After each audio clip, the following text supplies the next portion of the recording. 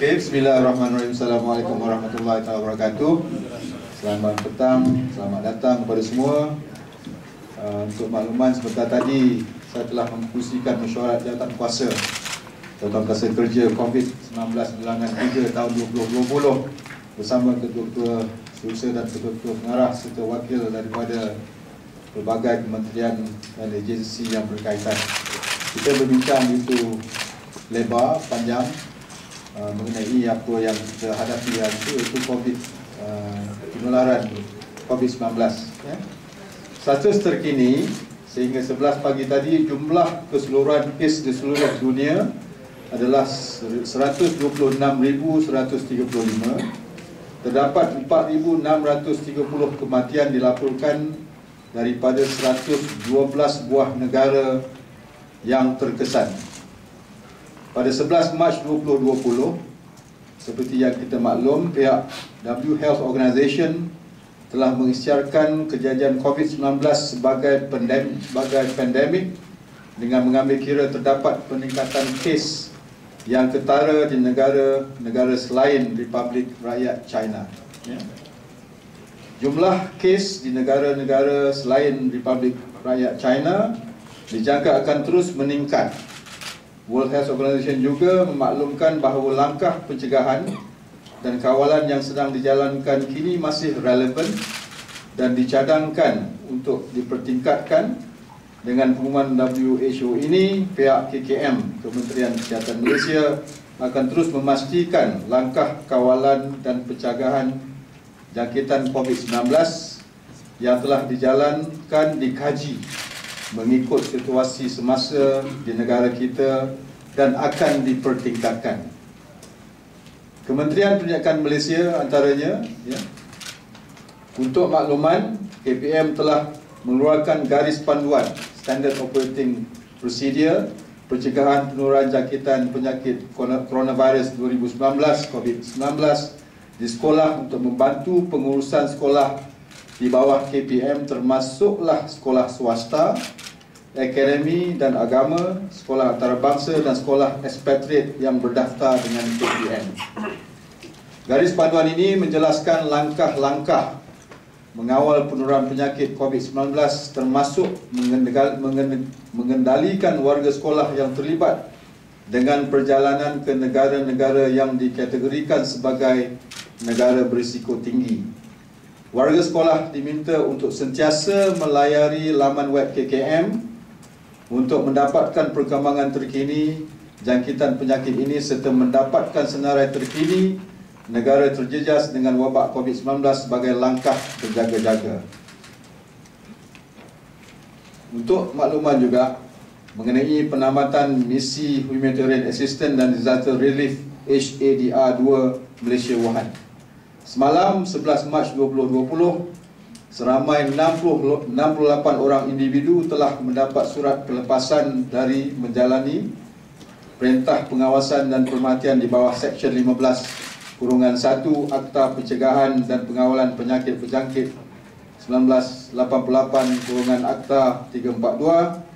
Mereka merupakan rakyat Malaysia dan tanggungan yang dibawa pulang dari Wuhan dalam misi bantuan kemanusiaan pada 27 Februari lalu. Setelah beberapa ujian saringan kesihatan menunjukkan negatif COVID-19, kesemua mereka dibenar meninggalkan Akademi Kepimpinan Tinggi (ACAT) selepas 14 hari menjalani perintah pengawasan.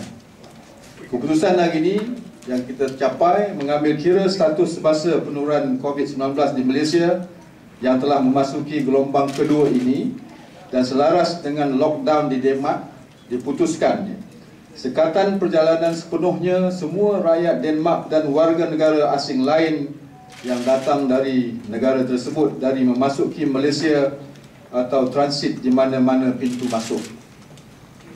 Rakyat Malaysia adalah dinasihatkan supaya menangguhkan perjalanan ke Denmark sekiranya perjalanan berkenaan tidak mendesak atas faktor risiko mendapat jangkitan semasa berada di negara tersebut.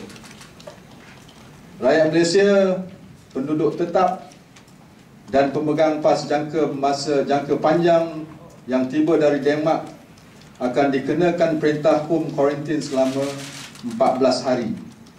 Perintah yang saya sebutkan tadi berkuat kuasa pada 14 Mac 2020. Mesyuarat ini juga telah memutuskan beberapa langkah yang akan saya bawa ke pertimbangan Yang Amat Berhormat Perdana Menteri sebelum dilaksanakan. Banyak juga yang kita bincang dan kita memohon supaya dalam jangka masa yang terdekat dengan segera untuk Yang Amat Berhormat membuat keputusan atas apa yang kita bincangkan hari ini untuk diangkat sebelum kita umumkan dan sebelum kita laksanakan. Sebagai nasihat mengambil kira keadaan semasa, saya ingin menegaskan agar orang-orang awam yang terlibat dengan perhimpunan awam, iaitu perhimpunan awam yang disebutkan perhimpunan yang melibatkan golongan lebih daripada 250 orang, untuk memberi kerjasama dan mematuhi nasihat yang telah diberikan oleh KKM demi memastikan tiada penularan jangkitan COVID-19 dalam masyarakat umum. KKM juga telah memaklumkan mengenai kejadian jangkitan COVID-19 yang melibatkan perhimpunan ini, iaitu perhimpunan awam, kepada International Health Regulation Focal Point, negara-negara yang mempunyai peserta menghadiri majlis ini. Dan saya rasa tuan-tuan dan puan sekalian faham apa yang kita maksudkan perhimpunan awam baru-baru ini. Orang awam juga diminta tidak menyebarkan maklumat tidak sahih berkaitan dengan jangkitan COVID-19. Pihak KKM akan sentiasa memaklumkan situasi COVID-19 dari semasa ke semasa. Terima kasih. Boleh dijelaskan tak lebih lanjut kenapa arahan terbaru Denmark ni ada kes di Denmark terlalu mendadak ke atau macam mana? Denmark telah mengeluarkan arahan negeri tersebut ada diletakkan dalam keadaan lockdown. Jadi kita follow ketetapan yang telah dibuat oleh negara Denmark. So, in Iran and European country, there are some high officials, ministers, cabinet members confirmed infected the virus. So, how is the condition of Malaysia and how to prevent this happen in Malaysia? Thank you. Perkara itu kita bincang di mesyuarat tadi dan kita akan maklumkan kepada Yang Amat Berhormat Perdana Menteri malam ni juga, insya-Allah, dan kita akan buat ketetapan selanjutnya secepat mungkin. Baby, pasal perhimpunan awam dekat Masjid Seri Tutami sebelum ni, berapa daripada 5,000 orang Malaysia yang dapat trace, yang dapat dikesan setakat hari ini, dan dari negeri mana mereka datang dari? Kita baru dapat maklumat terkini. Saya serahkan kepada there's still ongoing investigation. There's no conclusive finding as yet. We will let you know from time to time. But we hope berita-berita tidak sahih kita tak perlu dengar. Kita tunggu pengumuman daripada KKM. Datuk Seri, berkenaan dengan himpunan juga yang ditanya oleh beliau tadi, ada beberapa big event di peringkat global akan berlangsung seperti Badminton All England, Tokyo 2020 dan juga APEC yang akan berlangsung di Malaysia. Sekiranya wabak ni semakin serius, apakah tindakan yang kerajaan mungkin boleh ambil? Mungkin tarik diri daripada himpunan-himpunan ini atau bagaimana? Kita mengambil serius yang apa kita lihat hari ini, wave 2 yang terlihat penularan COVID-19 sampai dalam fasa gelombang nombor 2. Jadi kita berbincang panjang lebar hari ini, yang mana kita akan kaji semula segala bentuk. Kita dah sebutkan tadi perhimpunan awam, perhimpunan antarabangsa, ya, kita tidak galakkan dan kita akan sekat sekiranya mahu diteruskan, dan himpunan melibatkan program-program yang telah dijadualkan. Contoh disebutkan APEC 2020, kita akan membawa perkara ini kepada jemaah menteri untuk membuat keputusan yang boleh atau tidak boleh kita meneruskan program yang telah dirancang, umpamanya APEC 2020. Dan juga kalau disebutkan All England dan sebagainya, aktiviti sukan pun kita akan pastikan ia tidak akan diadakan dalam masa kita menghadapi gelombang yang kedua. Ya. Dato' Sri, will you consider banning non-essential travels like most countries have done? We will make the announcement tomorrow selepas dapat persetujuan daripada Yang Amat Perdana Menteri. Kita telah identify dalam syarah ini beberapa negara yang kita perlu ambil perhatian yang lebih serius. Selamanya di negeri-negeri yang kita telah pun tahu yang mengalami kes kematian yang begitu tinggi, ya? Dan itu akan kita buat keputusan segera setelah mendapat persetujuan daripada Yang Amat Perdana Menteri. Pak Dato' Sri, boleh dapatkan update tak mengenai contact tracing 5,000 orang yang terlibat dalam perhimpunan baru-baru ini? We are rigorously pursuing it, and as I said earlier, work in progress, dan kita akan memberi maklumat itu secara terus kepada awam apabila kita telah melengkapi segala bentuk usaha kita untuk memastikan ataupun contact trace yang kita sedang lakukan. Dah ada tak orang yang dah tampil diri untuk testing? Ada orang yang kita sedang saring, tetapi keputusannya belum lagi konklusif, belum keluar, dan saya sebutkan sekali lagi akan diumumkan oleh KKM.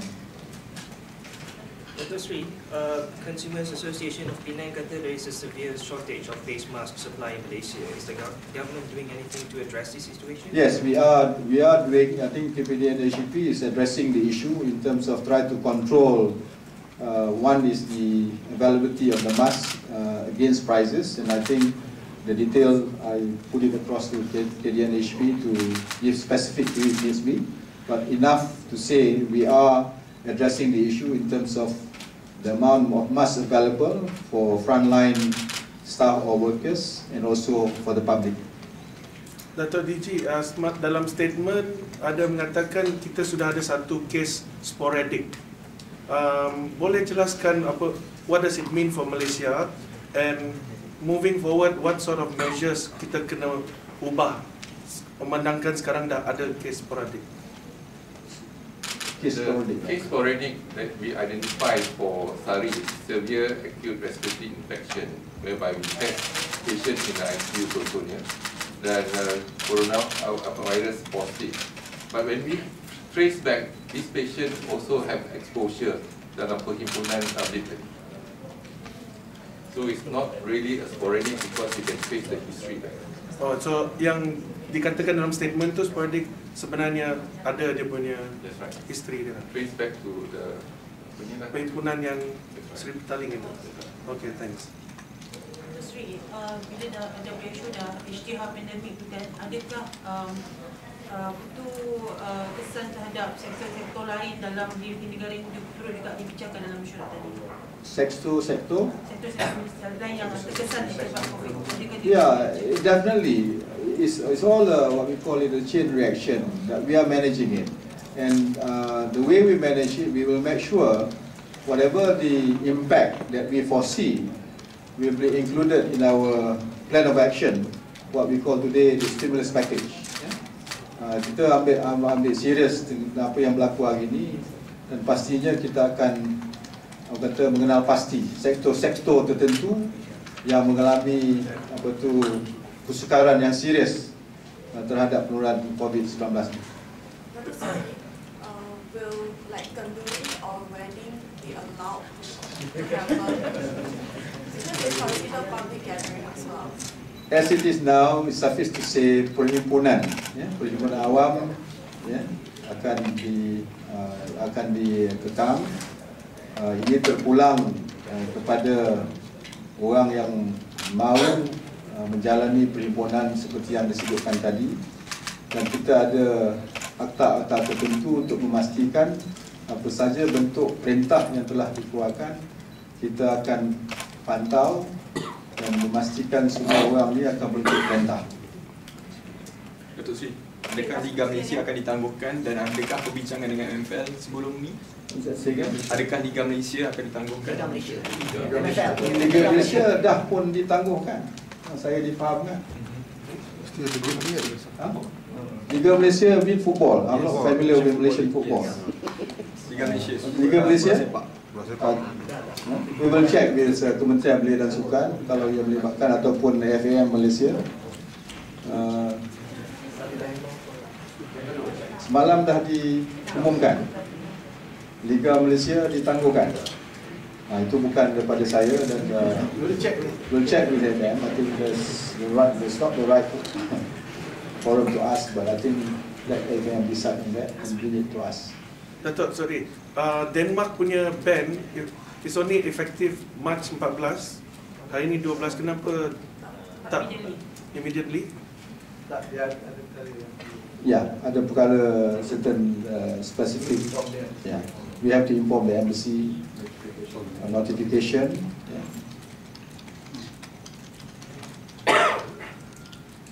Okay, terima kasih. Just to be clear, the ban on Denmark, is it the same type of ban? Is it the same? The ban, is it the same as on Iran, Italy, and so both citizens and also people travelling from those countries? Okay. Affirmative.